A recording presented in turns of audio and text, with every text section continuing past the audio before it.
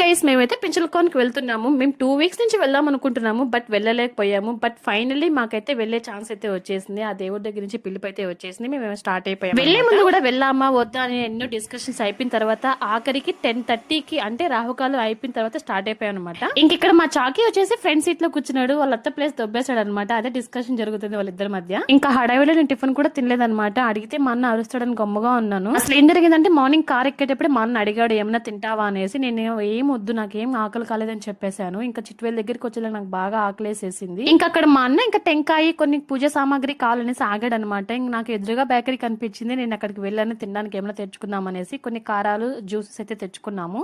ఇంకా మేము ఎప్పుడు పెంచులకోనికి వెళ్ళినా మాకు కావాల్సిన టెంకాయ పూజ సామాగ్రి అన్ని చిట్వేల్లోనే తీసుకొని వెళ్ళిపోతాం అనమాట.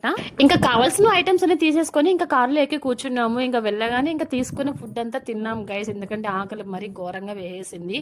తినక ముందు అంతా ఒక ఘోరం అయితే, తిన్నాక మరీ దరిద్రం. ఎందుకంటే ఎంటీ స్టమక్ తో ఆయిల్ ఫుడ్ తిన్నాక నా పరిస్థితి అతి ఘోరం అయిపోయింది అసలు.